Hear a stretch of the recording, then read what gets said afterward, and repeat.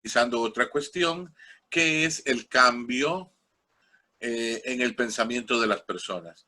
O sea, lo que se hace es una verdadera reingeniería social. La sociedad se está cambiando toda y hay organismos internacionales y privados y demás, y luego obviamente los políticos de turno que les interesa también un poco toda esta cuestión por su propia ganancia, no porque necesariamente estén convencidos de que las cosas deban cambiar, se va haciendo toda una transformación de las cosas. Se cambian los derechos humanos, surgen nuevas cuestiones, etc. Entonces vamos a ver un poco dónde va comenzando todo esto. ¿Es posible entonces hablar de ideología de género? ¿O esto es una majadería de los católicos, de protestantes y de alguna otra gente? ¿O verdaderamente estamos frente a un proyecto ideológico que pretende verdaderamente transformar toda la cuestión? A eso es a lo que intentaremos ir dando respuesta. Como ven, habíamos visto desde la otra vez, comenzaremos con alguna visión histórica, primero, para más o menos ubicar en siglos anteriores aquellos elementos que luego van a dar todo origen a esto que llamamos ideología de género. Esto no nació pensado todo en un conjunto. Obviamente, ideas, elementos de siglos atrás han venido a ayudar para que hoy se pueda hablar de esto. Si ciertos errores históricos y filosóficos no se hubieran cometido en el pasado, difícilmente entonces hoy podríamos estar donde estamos. Pero ha sido necesario toda una realidad del pasado para poder llegar a donde estamos hoy. Y esto es lo que veremos en la primera parte sobre el elemento histórico. Luego entraremos a ver los antecedentes teóricos, que son sobre todo algunos pensadores ya desde mediados del siglo pasado que han ido escribiendo algunas cuestiones sobre la sexualidad, etcétera, que luego cuando todos estos se han llegado a juntar, podemos hablar, y cuando se construye ya intencionalmente, podemos perfectamente hablar entonces de ideología, de una ideología, o de una perspectiva, si se quiere, o como se le quiera llamar. Pero ciertamente algo se va construyendo. Iremos viendo varios de esos autores. No serán todos, pero sí trataremos de que sean al menos los más importantes. De la última vez que nos vimos ahora, he conseguido otros 2 libros que ya estoy en el proceso también de un poco resumirlos para agregarlos a lo que ya tenemos. Entonces, para que vayamos teniendo un panorama por donde vamos caminando. Pero hoy vamos a comenzar con los antecedentes históricos para ubicarnos en cómo en la historia nada sucede de hoy para mañana. Todo tiene un largo recorrido, un largo camino de antecedentes que en otro tiempo marcaron un giro, marcaron una posición que siglos después llega a tener consecuencias. Aquellos que dijeron o propusieron algunas cosas de pronto no estaban claros en lo que se estaba planteando o lo que se estaba haciendo, pero luego llegamos a esta cuestión. Y entonces, para que no alarguemos más el asunto, vamos a el antecedente histórico, los orígenes de la modernidad. ¿Por qué hablar orígenes de la modernidad? Se dice que el mundo ha tenido varias etapas, ¿verdad? La edad antigua, la edad media, la edad moderna. Y la edad moderna ya hoy se dice que ya cambió y que estamos en una edad posmoderna y algunos otros ya le dan otros nombres. Pero la modernidad supuso un cambio realmente complejo en el pensamiento humano. Nos devolvemos un momentico. La Edad Media, algunos la llaman oscurantista, una edad vista como de oscuridad, etcétera, y la llaman oscurantista porque la Edad Media en sí planteaba una única realidad importante. Dios era el centro de todo y en torno a todo giraba el ser humano. Claro, la Edad Media, los primeros siglos fueron muy difíciles. Recuerden las invasiones de los bárbaros, de los pueblos germánicos en el Imperio Romano. El mundo romano, el imperio se acabó. Las tribus del norte de Europa eran salvajes en relación al imperio. Piensen, imaginen el Imperio Romano con calles, acueductos, agua que llegaba hasta las propias casas, bibliotecas, templos, todo un modo de derecho, de civilización, de cultura, etcétera. No era una cosa, podemos estar de acuerdo en algunas cosas que hizo el Imperio Romano y en otras no, pero ese punto no es el de discusión ahora. Había toda una civilización construida. De pronto empiezan los bárbaros en un proceso de siglos a entrar las tribus del norte de Europa, empujadas por otros que venían desde Asia, como los hunos y demás, empiezan a empujar sobre el Imperio Romano, empiezan a invadir, necesitan más espacio vital porque ellos a su vez vienen siendo empujados, y cuando llegan a la frontera del Mediterráneo no hay por dónde agarrar, ¿verdad? O caen entre el Mediterráneo, o como los vándalos cruzan por España para el norte de África y arrasan el norte de África también. Este choque de civilizaciones, este choque de culturas, fue en aquel momento una cosa espantosa. Imagínense ustedes las ciudades con el agua, con las bibliotecas, con los templos, con las calles, con todo. Cuando de pronto ven venir del norte de Europa aquellos, aunque fueran rubios y ojos azules, eran unos salvajes, quemando, destruyendo, violando, matando. El mundo se cayó. Quemaban las ciudades, las destruían completamente. Muchos cristianos lo que hacían es alejarse hacia las montañas y establecer los monasterios, o se van a Irlanda, que había quedado completamente fuera del dominio del Imperio Romano, y comienza un mundo nuevo. Comienza un mundo nuevo a crecer. Comienza un mundo novedoso donde el encuentro de las lenguas germánicas con el latín irá dando origen incluso a nuevos idiomas. Surgirán el español, el italiano, el francés, el inglés, que aunque sea lengua germánica tiene un 25% de latín y un 10% de francés. Y entonces se va creando un mundo nuevo. Los primeros siglos, siglo VIII, noveno, décimo, fueron siglos difíciles, muy duros. Pero ya después empieza la civilización nuevamente a crecer, las ciudades nuevamente a desarrollarse, empieza la economía. Recuerden la economía con China y con el Oriente, las especies y todas aquellas cosas. El mundo empieza a crecer, empieza nuevamente la población a ir adelante, y todo se centra en la Edad Media en torno a una idea. Dios es Dios, Dios está en el cielo, el ser humano está en la tierra, y al ser humano le corresponde hacerlo todo por Dios. Entonces todo va dirigido en esta dirección. El ser humano, desde su desarrollo antropológico, pues depende de Dios. Dios es lo más importante, luego viene el ser humano, luego vendrá todo el ordenamiento jerárquico que de aquella época, el rey y todo lo demás, ¿verdad? Bueno, pero en el fondo de todo esto hay un pensamiento que rige todo, hay un orden que rige todo. Dios está en el cielo y el ser humano está en la tierra. Y entonces todo se entiende a partir de Dios. ¿Cómo entender, por ejemplo, el origen de la arquitectura gótica, de las catedrales? Si alguno ha visto las catedrales góticas en persona, o bueno, tristemente cuando el año pasado el incendio de Notre Dame, que ahora parece que fue el anuncio de lo que nos iba a venir encima, ¿verdad? Pero el gótico, ¿qué reflejaba? El gótico era la altura en el edificio y los rosetones y los vitrales para que entrara la luz. El gótico, lejos de ser oscuridad, es luz. Aunque algunos lo interpretan como oscuridad, pero es que no saben nada de nada. Es luz. Es la luz, y en el gótico, en el edificio, en la catedral concretamente, es un libro de piedra, donde el que no sabía leer, porque no era fácil imprimir un libro, era muy difícil, y un monje tardaba un año copiando una Biblia, Entonces imagínense el precio que podía tener una Biblia. Era inaccesible prácticamente, solo los muy ricos podían tenerlas.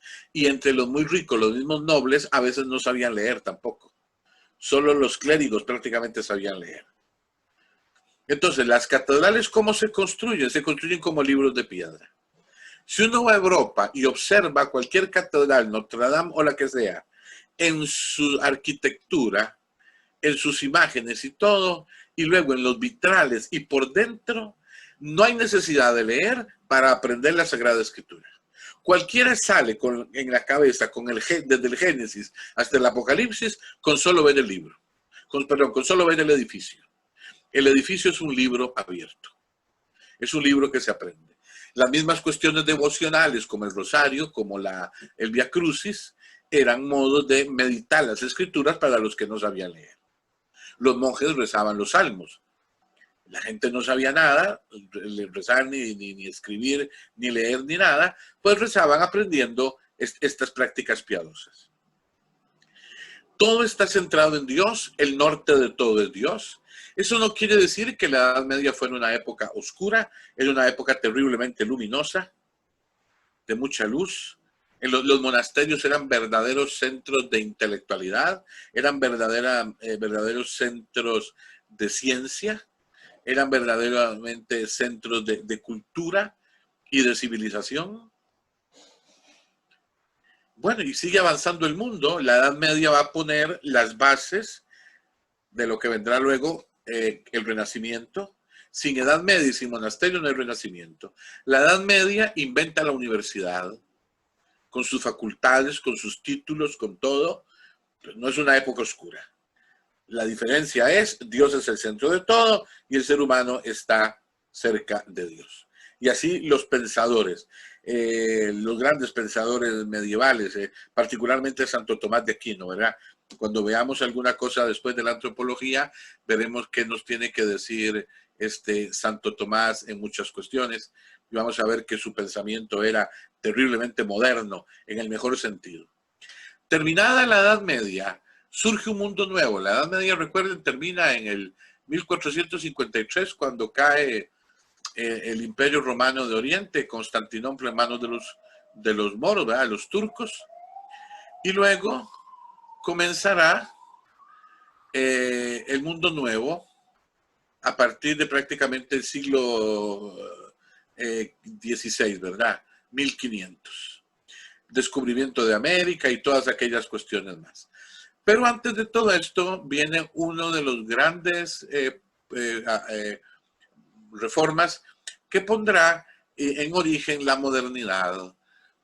Y es que el pensamiento humano, por mucho que la gente quiera escaparse de lo religioso, no podemos escaparnos de lo religioso. El ser humano es por naturaleza un ser religioso. Decía Mircea Eliade, que es uno de los grandes estudiosos de las religiones, que el ser humano es por naturaleza un ser religioso. Nosotros divinizamos algo, o a Dios, o la plata, o el carro, o la casa, o a alguien más, pero divinizamos. El ser humano no puede estar sin Dios. El ser humano ocupa la divinidad. La divinidad es necesaria a nosotros. Entonces, detrás de todos estos problemas hay un enorme asunto religioso y también un asunto filosófico de pensamiento, ¿verdad? Las dos cosas han influido terriblemente en el desarrollo de toda esta cuestión. Por eso ustedes tienen la pantalla ahí y ven el título Orígenes de la Modernidad y tenemos un primer título, Origen Religioso. Todo este pensamiento moderno que va a suponer la separación de alguna manera de Dios o el olvido de Dios, el entierro de Dios, Nietzsche dirá más tarde la muerte de Dios o la religión como opio de los pueblos, que dirá Marx, o simplemente el olvido de Dios y enterremos a la religión, esto va a tener un origen religioso dentro de la misma religión, en la que va a causar la propia, digamos, aniquilación de ella misma para algunos.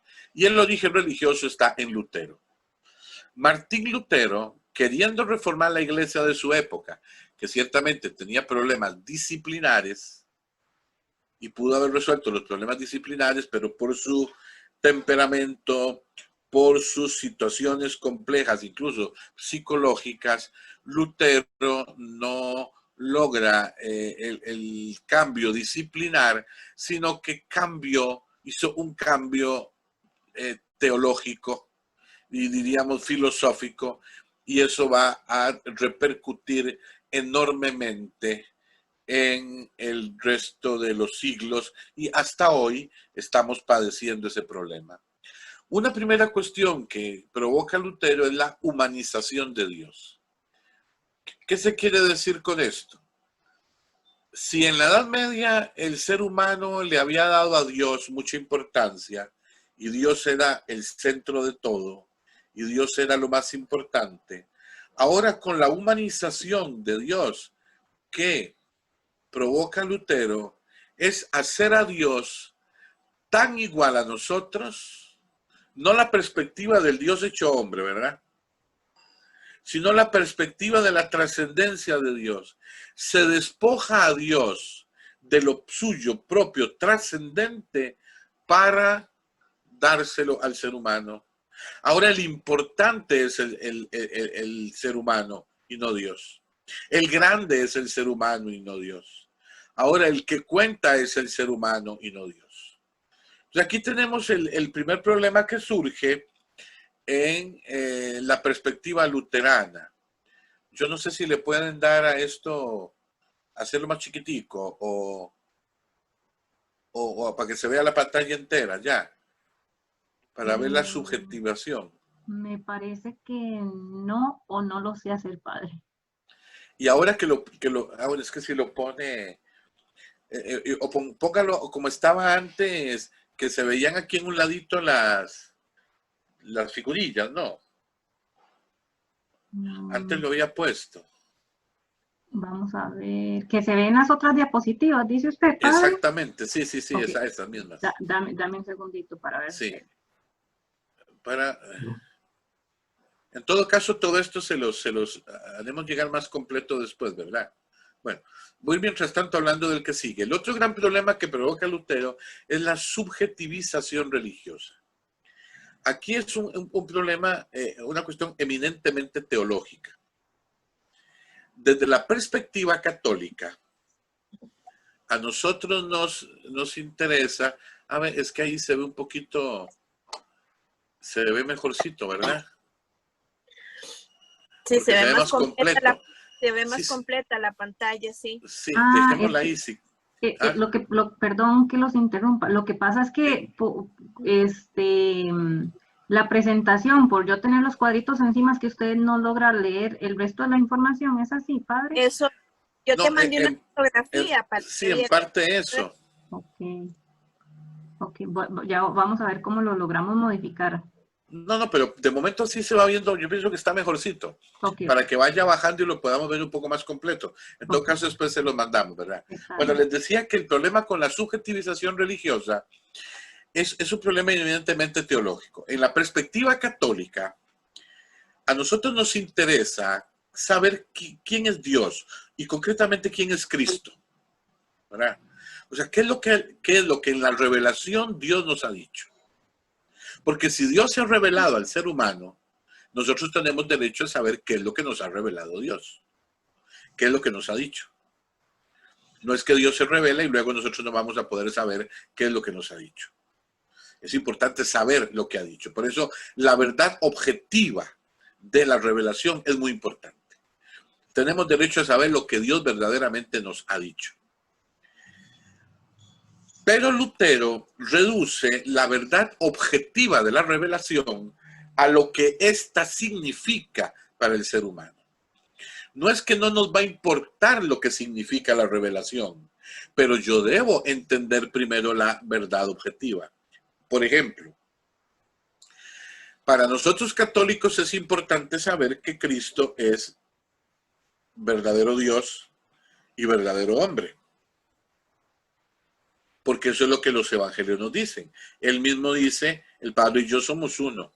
Yo he visto al Padre, etc.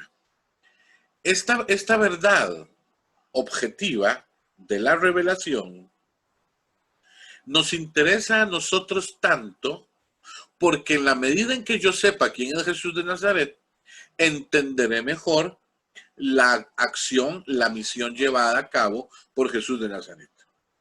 Si yo no entiendo quién es Jesús de Nazaret, tampoco entiendo su misión.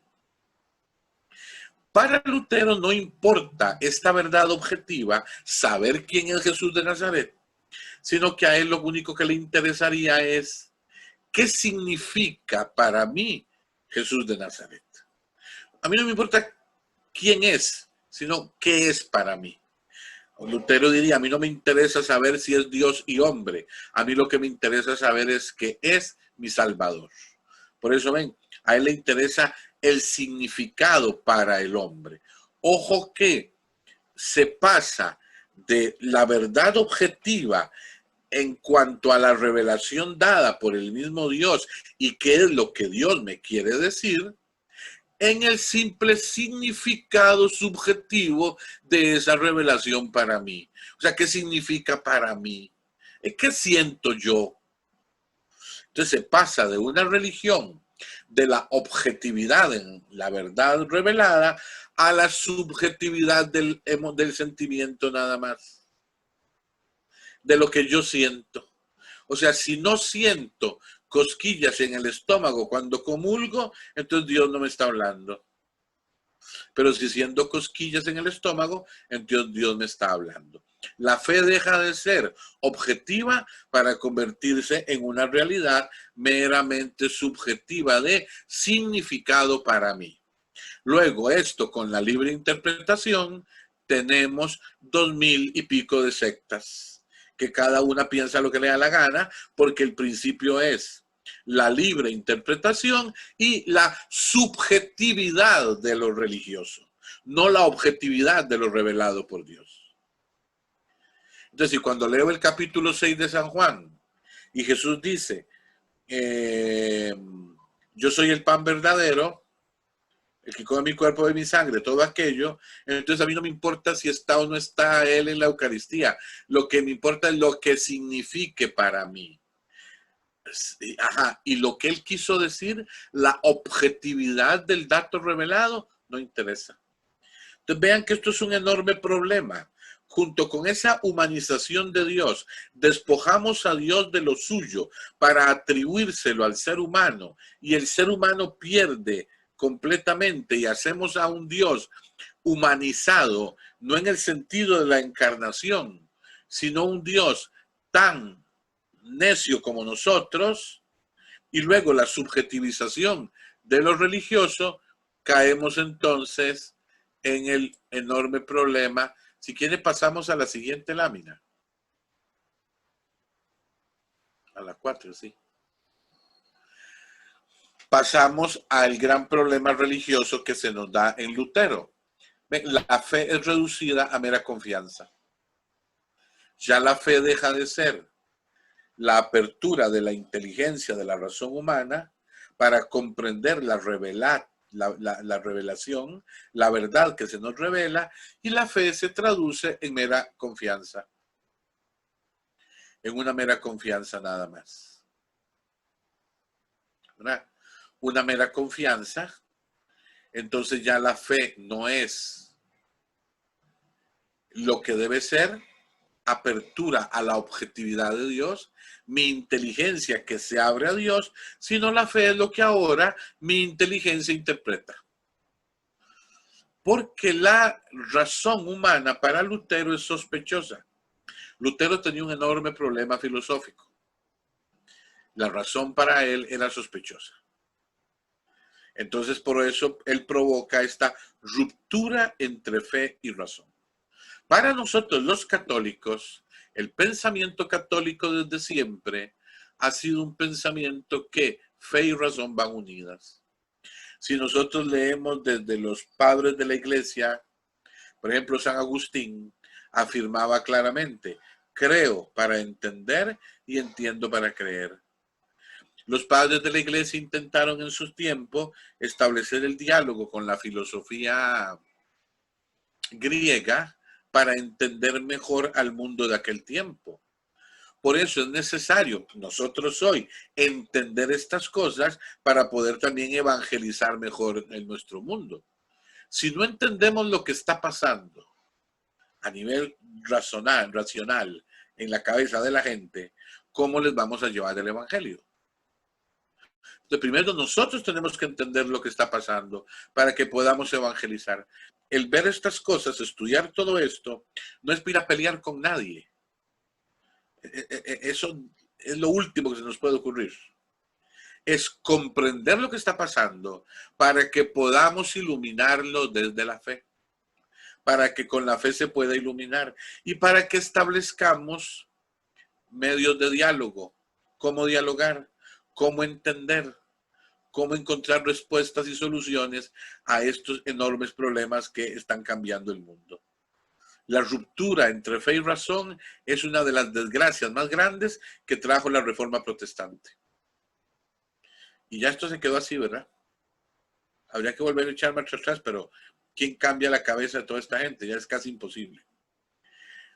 También, ¿cuál es una consecuencia a nivel, entonces, laico, diríamos? Tenemos el racionalismo exagerado, porque entonces, de parte de muchos, frente a la ruptura fe y razón que se da en Aristóteles, que se da en Lutero, ¿qué vamos a tener entonces? La fe se queda siendo una religiosidad fideísta, una religiosidad en la que yo creo en Dios, pero Dios no interviene en nada más de la historia. Dios nada tiene que ver con la política, Dios nada tiene que ver con la civilización, Dios no tiene que ver nada que ver con nada.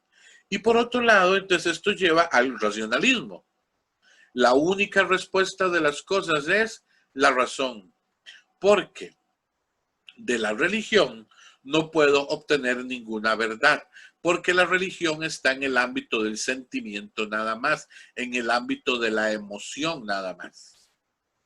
De la fe se queda, la religiosidad es fideísta, yo y Dios, Dios y yo, y por otro lado, el racionalismo, la religión es contraria al pensamiento, la religión es contraria a la inteligencia, la religión es contraria a la ciencia. Se les olvidó al cabo de 2 siglos que los monasterios fueron los centros de ciencia en la Edad Media. Y se les olvidó que la Iglesia fundó la universidad. Con la Reforma, muchas universidades pasaron al Estado, piensen en Alemania o en Inglaterra, pasan al Estado, y después de la Revolución Francesa, la religión será expulsada, excepto en algunas de más tradición, que siendo universidades del Estado, se todavía mantienen escuelas de filosofía y de teología, ¿verdad? Nosotros, tristemente, tenemos una tradición tan racionalista en algunos de nuestros intelectuales de siglos pasados, que por ejemplo la Universidad de Costa Rica, cuando se vuelve a fundar sobre las bases de la Universidad de Santo Tomás, la escuela de teología se expulsó. Porque no, eso de teología de católicos, eso es necedad. Como mucho una escuela de filosofía y medio marxista a veces, ni siquiera sirvió. Luego en la Nacional sí se pone una escuela de teología, pero hace unos años estaban haciendo teología sin Dios. A ver, eso es como hacer chocolate sin cacao, ¿ah? Pero bueno, entonces tenemos este gran problema. Esto se lo heredamos a don Martín Lutero. El racionalismo, todo y solo aquello que en el siglo XVIII esto será el culmen, ¿verdad? Solo y solo aquello que pasa por la matemática, física, química o biología es científico y es racional, y el pensamiento religioso, eso se queda para los ignorantes y los tontos. Por eso, cuando uno estudia la historia con cuidado, vamos a observar 2 cosas muy diferentes, que también están metidas detrás de todo este asunto. Si ustedes observarán, por eso es que en ambiente protestante va a nacer el capitalismo, porque la salvación es caprichosa y Dios la da a quien quiere, y sé si voy a salvarme porque Dios me hace ser rico. La teología de la prosperidad. En cambio, en ambiente católico esto no es así. porque la plata, tenerla o no tenerla, no es asunto de elección de Dios. Más bien es de responsabilidad social, que entre todos nos ayudemos a salir adelante. Pues hay consecuencias incluso políticas. Por eso el catolicismo puede tender, y entendamos esto con cuidado, ¿verdad? El catolicismo puede ser más social que capitalista. Social en el mejor sentido, en el que lo propondría Santo Tomás de Aquino, por ejemplo. La responsabilidad, el que a mí me interesen los demás, el que a mí me preocupe cómo están los demás, y el que si alguno no tiene para comer, debe ser preocupación de todos. El capitalismo más puro, esto no es importante. Gracias a Dios aquí nos hemos matado menos con esta peste, porque teníamos la caja del Seguro Social, ¿verdad? Y la caja del Seguro Social existe por el pensamiento social cristiano que Calderón Guardia logró proponer allá en los años 40 junto con toda la reforma social. Eso es muy propio de un pensamiento católico. El católico piensa en los demás. En un ambiente, vean el problema en los Estados Unidos y en otras partes de Europa que se han contaminado con ese pensamiento. No, si no tiene plata para pagar el seguro, lo siento, no es problema mío. Pero entonces vean cómo todo va ligado siempre al hecho religioso. Y Martín Lutero inició un problema muy complejo en toda esta situación. Pasamos a la siguiente Filmina. El otro origen también del modernismo, claro, esto lo estamos viendo muy rápido, ¿verdad? Porque no es esto lo que nos interesa. Habría que ver una historia de la filosofía para caer bien en todo lo que está detrás de todo esto. Lo estoy sintetizando al mínimo esencial para entender lo que vamos a ver después, ¿verdad? El origen filosófico. Aquí tenemos a René Descartes, francés, una mente maravillosa, indiscutiblemente. Pero Descartes, en su pensamiento filosófico, va a plantear una cuestión complicada en el ámbito de la razón. Él propone como base de su filosofía, primero hay que dudar para poder conocer, ¿verdad? Esa duda lleva a descubrir y a contrarrestar con el pensamiento filosófico, sobre todo el aristotélico tomista. En la filosofía aristotélica tomista se va a enseñar que existen las ideas universales y luego están las cosas individuales también. ¿Cuál es la idea universal? Por ejemplo, cuando digo amor, nadie ha visto el amor caminando por la calle, pero todo el mundo tiene experiencia del amor en una u otra medida. El amor se consideraría una idea universal. Todos sabemos qué es, aunque nadie lo ha visto. La belleza, por ejemplo. Todos sabemos qué es la belleza. Y la vemos en esto, en aquello, en lo demás allá. Pero la belleza nadie la ve caminando por la calle. O el bien, o el mal, etc. Estas son las ideas universales. El pensamiento de Descartes dice que es necesario, que no existen las universales, sino solo ideas claras y distintas, que surgen a partir de esa duda metódica. El problema con este pensamiento de la duda en Descartes es que en el fondo es antihumano, porque nada de lo que pensemos es en el entonces real. Y es un antropocentrismo exagerado. Es antihumano porque rechaza de alguna manera el verdadero pensamiento de la razón humana, y antropocéntrico exagerado, ¿por qué? Porque centra todo en lo que yo decido. Por eso la gran frase de Descartes: pienso, luego existo, cogito ergo sum. Pasemos a la siguiente diapositiva. El pienso, luego existo. Aquí está la clave de todo. ¿Por qué? Porque la verdad es lo que yo voy a entender como verdad. La verdad que yo voy a idear, la que yo voy a pensar. Pienso, luego existo. Cogito ergo sum, que dice ahí abajo.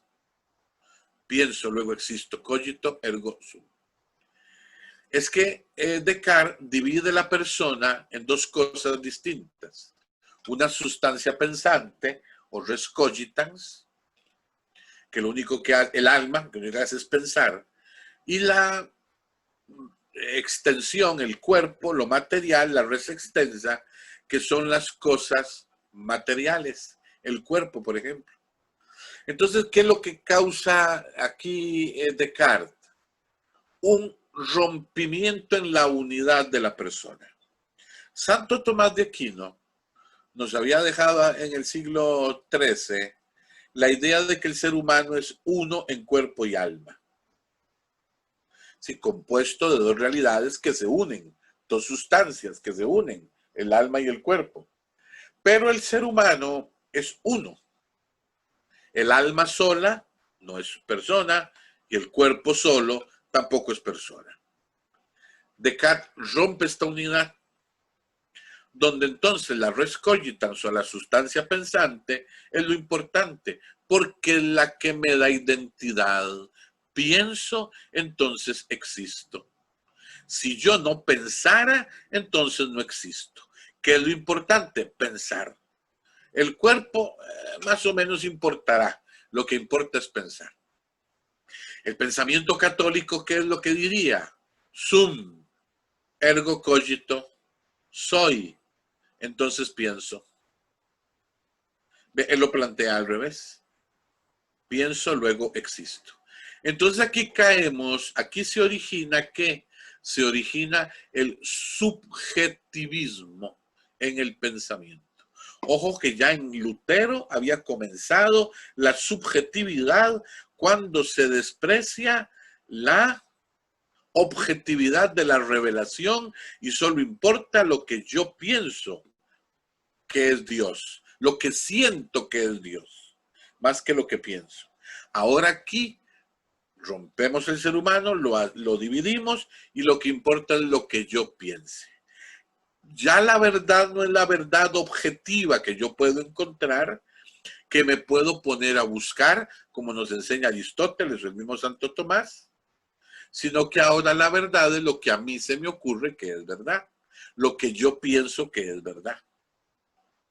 Entonces ya no hay una verdad objetiva. Recuerden el poema, aquel verso de Machado. Tu verdad no, la tuya déjala y ven conmigo a buscar la verdad. Uno de los grandes problemas de nuestro mundo moderno, ¿cuál es? No hay verdad. Nada es verdad. Todo es pensamiento libre. Entonces ustedes oyen hablar a una persona que dice A, el otro dice B, el otro dice C, y el que los oye dice, los tres tienen razón. Incluso dándole razón el sentido de verdad. No, los tres no pueden tener razón. Algunos se acerca más tal vez a la verdad, otro se alejará más y otro ni la comprende. Pero un triángulo tiene tres ángulos internos que suman 180 grados. Es una verdad. El triángulo no puede tener más ángulos, porque entonces ya no es triángulo, es cuadrado. La circunferencia tiene que ser circular. No puede haber un círculo cuadrado. Ni Dios puede hacer un círculo cuadrado. Pero en esta negación de la verdad objetiva, cogito ergo sum, pienso luego existo, todo lo que yo piense puede ser verdad. Y ya no es la verdad objetiva. Fíjense que entonces con Martín Lutero y con René Descartes se ponen las bases filosóficas de toda la subjetividad moderna, donde ya la verdad no interesa, donde lo único que interesa ahora es lo que yo piense, lo que yo construyo, lo que a mí se me antoja posible. Y así entonces pasamos, siempre en estas mismas bases históricas, a otro de los elementos históricos que están detrás de todo este pensamiento que vamos a ir estudiando. Pasemos a la siguiente, Silvina, por favor.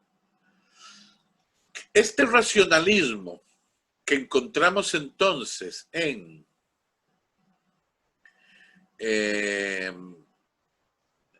el mundo moderno, que heredamos de Descartes y heredamos en consecuencia también de Martín Lutero, por todo el problema del desprecio de la razón, que luego se convierte en racionalismo, esto nos dará un giro en los siglos XVII a XIX, que se dará todo este movimiento, ¿verdad? Con otros pensadores que hay en el camino también, pero que no podemos centrarnos en todos ahora. Nos dará un movimiento del racionalismo ¿hacia dónde? Hacia el materialismo. Y uno de los mayores exponentes del materialismo es precisamente Carlos Marx, ¿verdad? Y entonces Carlos Marx lo plantea muy bien en esta cita que damos de su texto Sagrada Familia, que es una de las obras de Marx. A Marx le encantaba ponerle a veces a muchos de sus escritos nombres religiosos. Él detestaba la religión, pero también entendía lo importante que era, entonces hay que destruirla de alguna manera. Y para Marx, ¿cuál es el problema? ¿Cuál es la cuestión con Descartes? O lo importante con Descartes, que en su física, en su visión física, la materia es autocreadora. Ya no ocupamos de Dios, porque en la materia está la raíz de todo. La materia eterna se vuelve prácticamente autocreadora. La metafísica, que es la parte de la filosofía que en Santo Tomás y Aristóteles estudia la esencia misma de las cosas, el ser se elimina aquí, porque lo único que interesa y la sustancia única es la materia. Ya no interesa saber si hay un ser que le ha dado origen a todo en la metafísica. El ser no interesa. No interesa preguntarle por el ser de las cosas. No interesa preguntarse por la naturaleza de las cosas. Esto vamos a ver que después va a tener una enorme repercusión. Lo que interesa ahora es simplemente que hay una materia en la que se construye todo, pero no hay otra cosa. No hay espacio para el espíritu humano. Claro, recuerden, Descartes dividió al ser humano en cuerpo y alma. Lo único que interesa aquí es la materia. El alma me interesa, lo espiritual me interesa. El subjetivismo nos lleva a la absolutización del racionalismo en el materialismo. Y ahí es donde vienen los grandes problemas.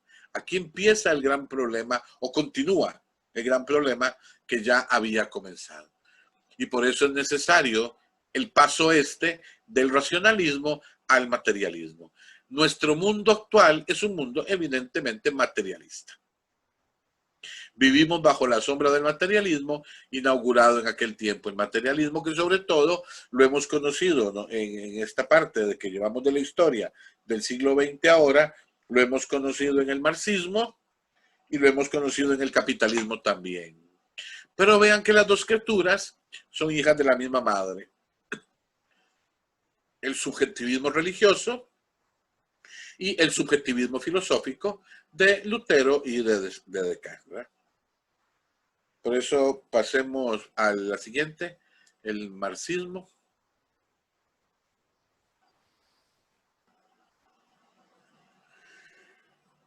Bueno, aquí tenemos el marxismo como uno de los pensamientos filosóficos que más ha influido en el pensamiento humano. Ahí están los dos viejillos, ¿verdad?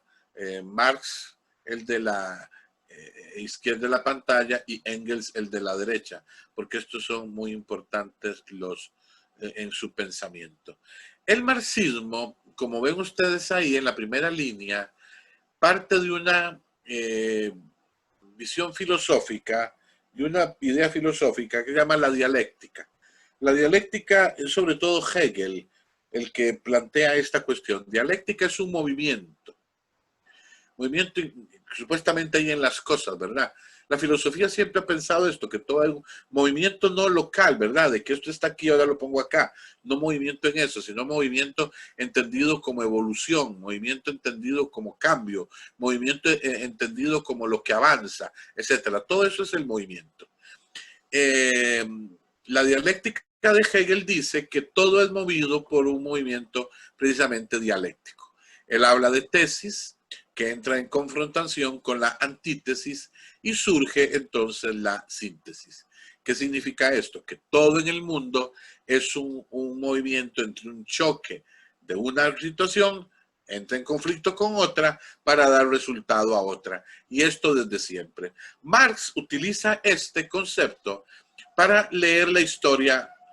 Y entonces la historia del mundo, que él la lee solo desde perspectiva materialista y economicista, todo en el mundo es precisamente dialéctico. En la dialéctica hegeliana, lo que movía esto era el espíritu absoluto, lo decía él. Por eso la dialéctica hegeliana es una especie de, ¿cómo decir? Una especie de panteísmo, ¿verdad? Todo es Dios. En el caso de Marx, obviamente no hay Dios que mueva nada, porque lo espiritual no existe. Entonces, ¿qué es lo que mueve todo? La materia es la que está detrás de todo. Y entonces Marx encuentra uno de los puntos capitales, entre muchas otras cosas, pero no estamos estudiando marxismo, sino lo que nos va a interesar para nuestro propósito. Marx dice que esta dialéctica la vemos sobre todo en la lucha de clases. La lucha de clases que nos ofrece el proletariado, que entra en conflicto con la burguesía y que nos dará como resultado el mundo comunista. Pero ojo, la lucha de clases, proletarios versus burgueses. Ahí está. La lucha de clases.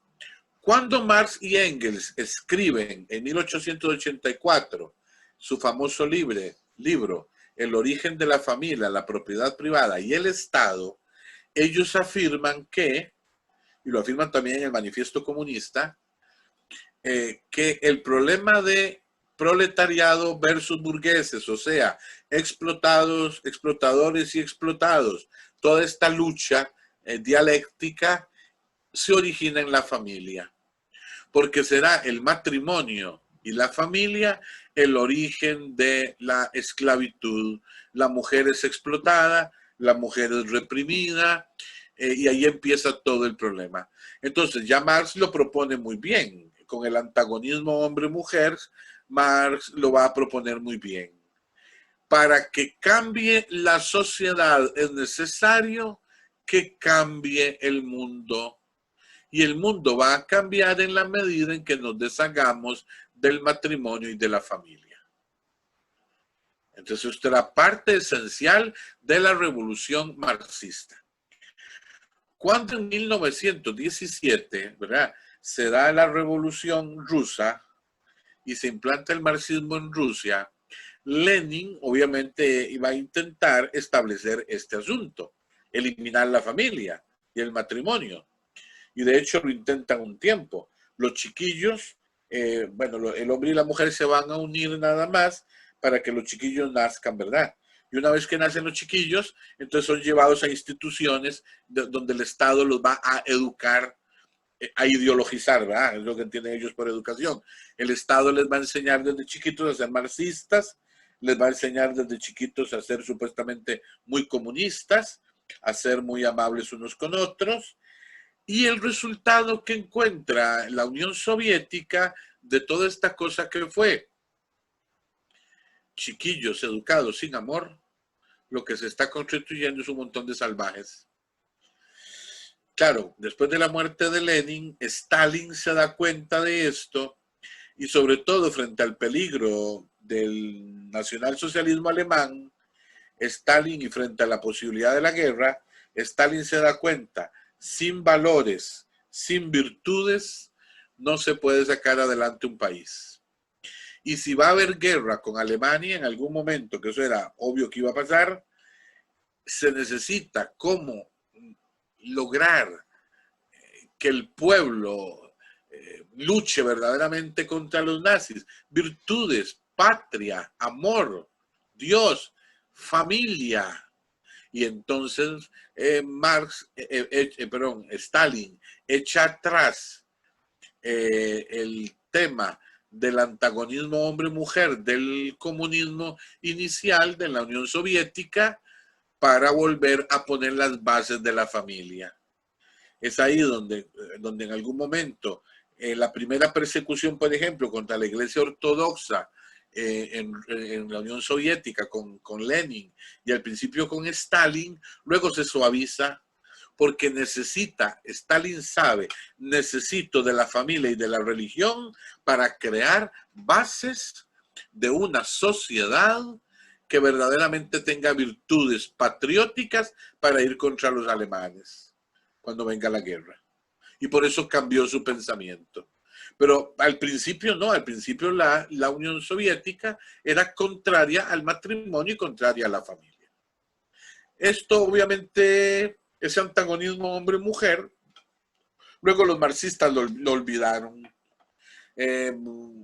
Aquel Gramsci, el comunista italiano, intentó hablar mucho de esto en Europa Occidental y en algún momento le dijeron que si él lo que pretendía era hacer el Partido Comunista un burdel, ¿verdad? Porque ellos mismos se oponían a ese tema. Pero es muy interesante porque entonces cuando cae en 1989, ¿se acuerdan? El muro de Berlín y cae la Unión Soviética, ¿qué pasó?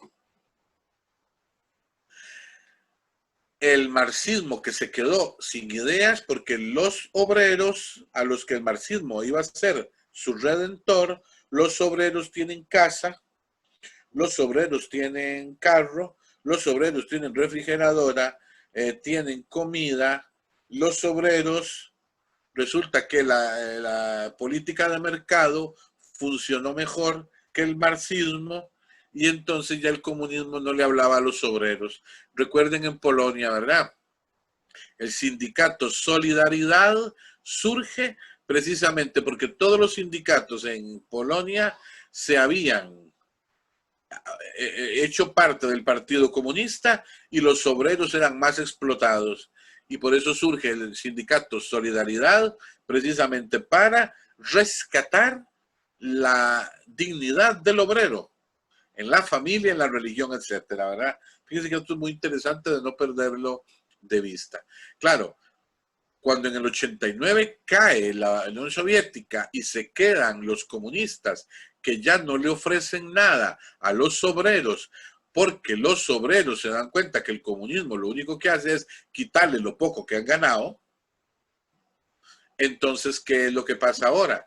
En los años 90, el marxismo se empezará a reciclar y se empieza a reciclar en ideas como el ecologismo, no lo ecológico, el ecologismo, algunos feminismos, ahí es donde empezará a reciclarse el marxismo, ¿verdad?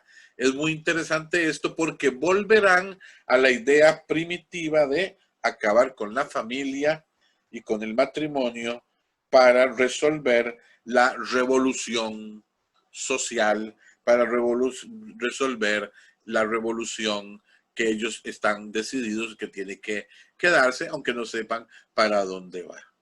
Bueno, falta más o menos 10 para las 3. En principio quedamos que a las 3. Hoy empezamos un poquito más tarde porque a mí me costó mucho conectarme. No entendía cómo se hacía esto. Pero bueno, ya lo logramos. No importa. En todo caso, terminamos hoy a las 3. De hoy en 15 comenzaríamos y siempre a la 1:30 para seguir avanzando.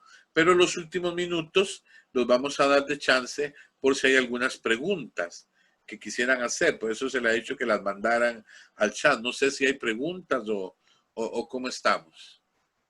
Por el momento, padre, no tenemos ninguna consulta en el chat. No sé si alguno entonces nos la querrá enviar en este momento para podérsela Sí, leer.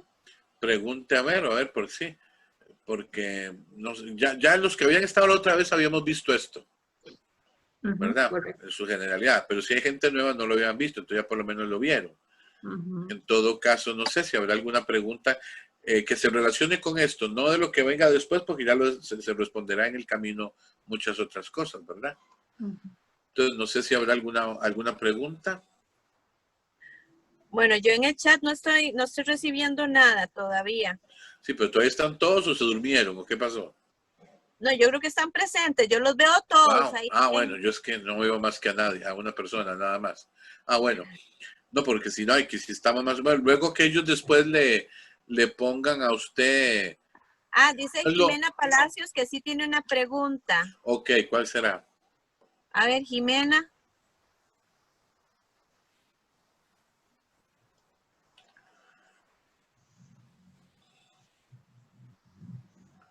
Jimena quiere saber qué es un Dios trascendente. Sí, la idea de trascendente es el que está más allá.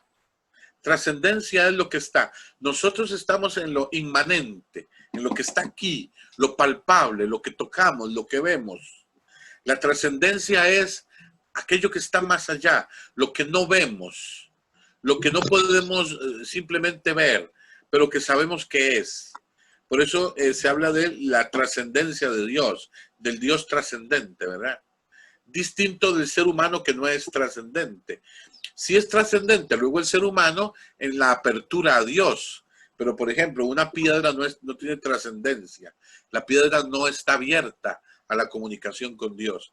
Dios es Dios, el trascendente por sí mismo, y el ser humano abierto a él se abre entonces a la trascendencia. Por eso el ser humano es más humano cuanto más conozca a Dios, ¿verdad? No sé si queda más o menos claro. Dice, bueno, la pregunta anterior de feminismos y ecologismos. Bueno, es que el marxismo en los años 90 se metió mucha cosa.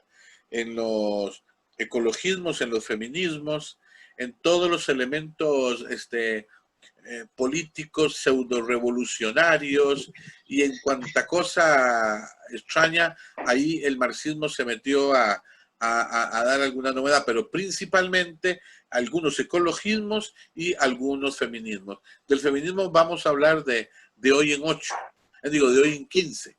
Vamos a ver un poquito más ese panorama, ¿verdad? ¿Cómo hago para enviarme la imagen a la tablet? Mándeselo al correo y la abrí. Para enviar una imagen al padre Pacheco sería que nos lo pase a cualquiera, a Rocío o a mí, o al chat, y nosotros se lo hacemos llegar al padre Jorge, o ya sea que lo pueda enviar a este mismo. ¿Se lo mandaré al correo? Mándeselo.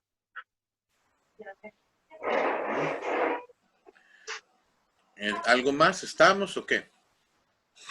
Tal vez nada más, padre, ahí. Muchísimas gracias, ¿verdad? Por la explicación. Sí. Si alguno tiene alguna otra pregunta que nos la haga llegar ahorita mientras tanto. Pero sí, tal vez para dentro de hoy en 15, si Dios lo permite, lo que me hacían de retroalimentación es que cuando yo tengo la pantalla del PowerPoint grande, lo que debemos de hacer para poderlo cada uno desde su computadora o dispositivo que lo estén viendo es nada más darle 2 clics encima de la diapositiva y se ocultan las cámaras, entonces sí ya se puede ver en ese momento toda la presentación y no la debemos, así no la tenemos en este momento como la tenemos ahorita, ¿verdad? Que se ve en todo, o sea, no se ve en modo presentación, sino que se ve en modo como si yo la estuviera trabajando. Ya. Se le da doble y ya se ve todo completo. Correcto. Y para volver a, no hay necesidad de ver a la gente otra vez. Ajá, exactamente. Entonces, si usted gusta, lo pueden intentar ahorita dándole doble clic a la pantalla y van a ver que solamente van a ver. Pero poner la presentación para que vean la presentación y que le den doble clic para que lo practiquen de una vez. Aquí tengo la presentación. Sí, Okay. sí. Entonces, sí, si le se dan ve doble mejor, clic, es cierto. si le dan doble clic, ya pueden ver la presentación completa y no ven las cámaras, entonces se puede ver mejor.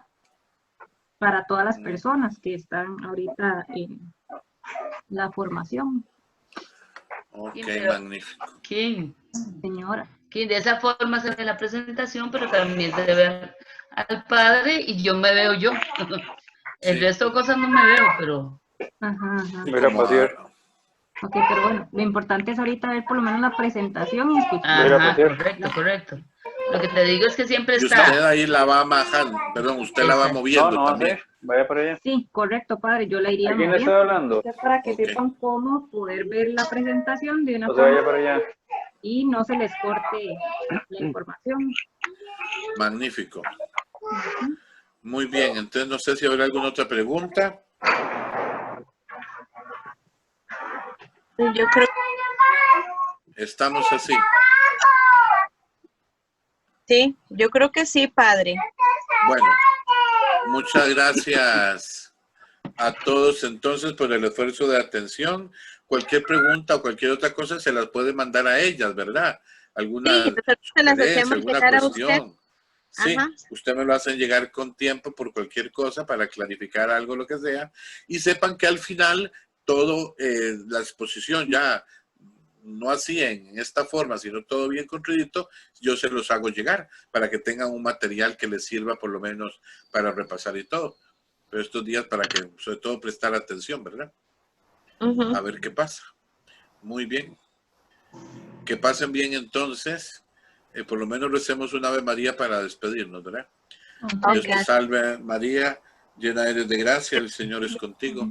Bendita eres entre todas las mujeres y bendito es el fruto de tu vientre, Jesús. Santa María, Madre de Dios, Ruega ahora y en la hora de pecadores, nuestra muerte. Amén. ahora y en la hora de nuestra muerte. Sagrado Corazón de Jesús, en En vos vos confío.